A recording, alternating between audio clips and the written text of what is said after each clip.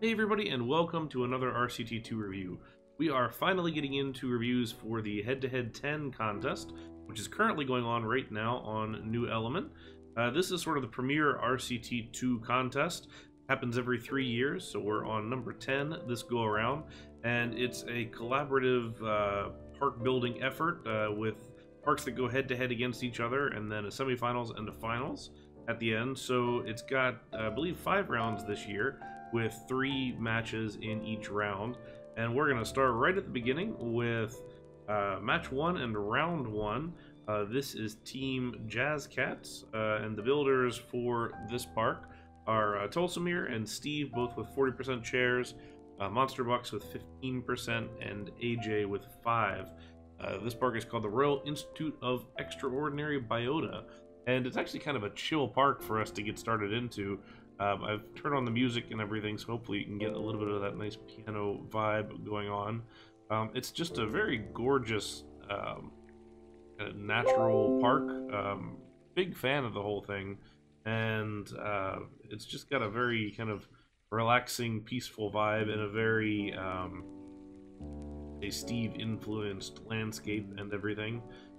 Certainly Tulsamere, who's very talented with the custom rides and custom scenery. There's a lot of that going on, some really nice stuff. I'm loving the pathways here.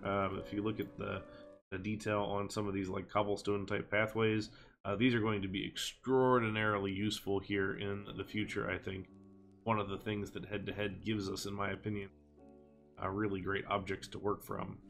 But the premise of this park is really just kind of a big garden with some pretty interesting plants and landscaping and things like that. So let's kind of take our tour around. We're gonna start, I guess, here in the end as we get going. I love the kind of curved natural gardens here.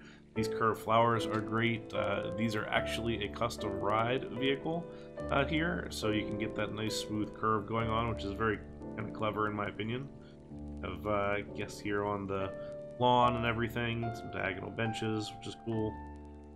All that kind of thing as well. You've got a lot of just nice little details here. Love this cat or a little boathouse here by the water, which has the ride here. This is Boating Miss Daisy, which is funny, and I do love the nice little boat ride here. I do wish that we got to see the whole boat ride, but certainly the map restrictions limit that just a little bit.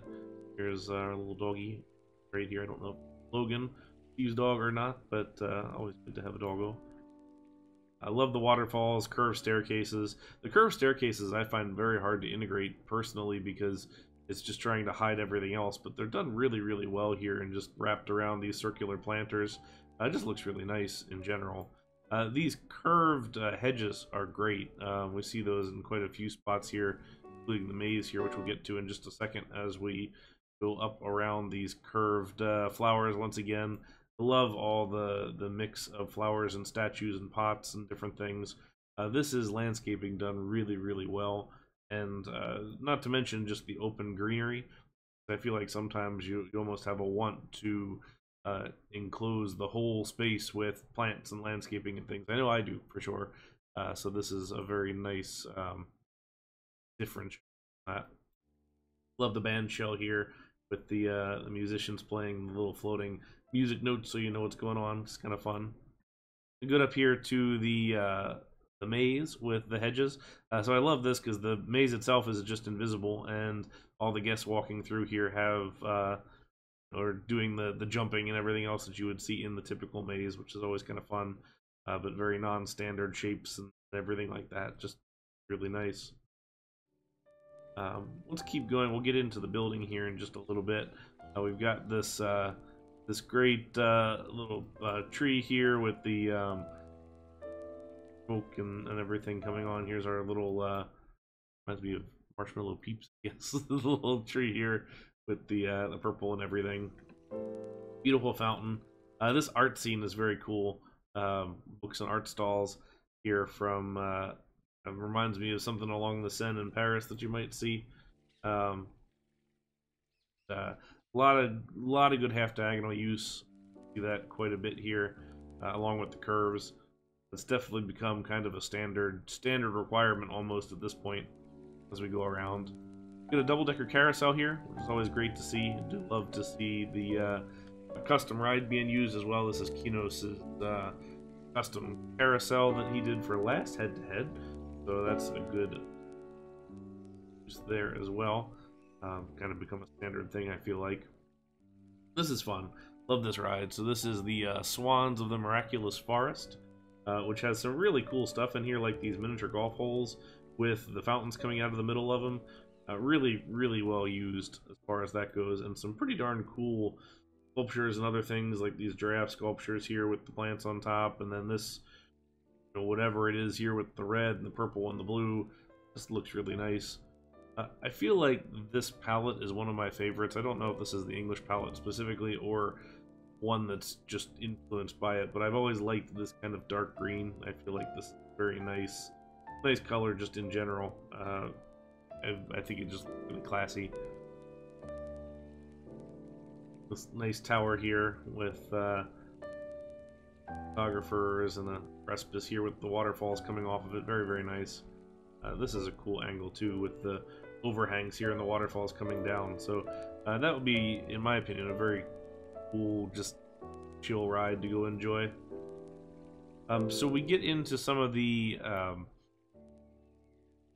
larger buildings here with our greenhouse observatory thing going on here, with some of these more interesting plants. So I guess that's, you know, your name, Extraordinary Biota. So we have a bunch of very cool unique plants here, using some lily pads, using some of the just weird plants that you don't typically see used in the game. So I think that's all very cool. I love all the different pipes and things like that come along, and the structure too. Just look at the structure, very detailed, very, very nice. Love all the glass pieces and everything, all the ornamentation. Just looks really nice. And then this pathwork is always beautiful, as you would expect. The little train station here, with the train that's moving off to nowhere here with the Institute to Cambridge to London line. Feels very English train station-esque, I suppose.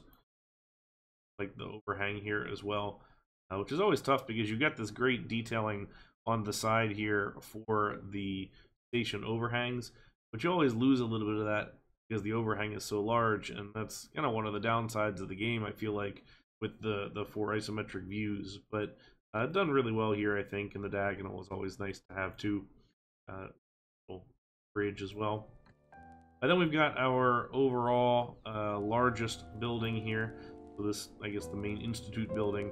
One of the cool things that I really like here is the Ferris wheels. These half Ferris wheel pieces. So it's a static scenery piece that's been converted from the ride, but works surprisingly well and just kind of looks like a nice glass top building.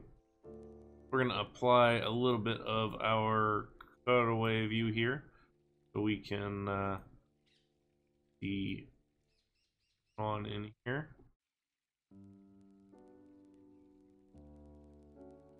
Reflection.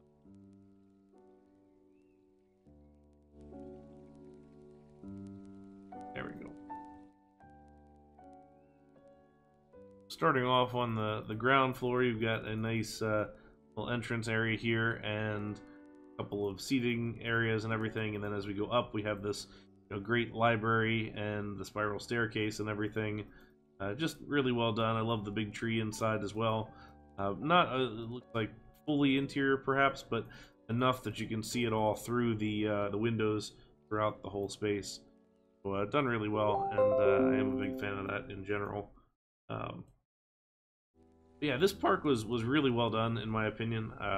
It went up against a hard match, which we'll see in the next review, but I feel like this is a very nice kind of start to the competition. It's a very, to me, relaxing park. One of the challenges that I think a lot of the head-to-head parks have these days is that they're almost too dense. You can't read it, you can't really tell what's going on, you can't follow rides from place to place, which is always a bit of a challenge as far as that goes. You know, this was a bold pick to not do a coaster, which is always something that comes up every contest. So it's always hard when you don't have that motion necessarily, or the rides or things like that. You know, I would have loved to have seen this boat ride get taken throughout some of these water areas in here, so we could actually see it in the park itself, the visible park. But you know, done well for sure. And you know, remiss to point out the little detailing on the side here with some of the names of some members here, with just kind of fun little bits of scientific plant names, some nice play on words there, which is a good time if you're familiar with some of the community members.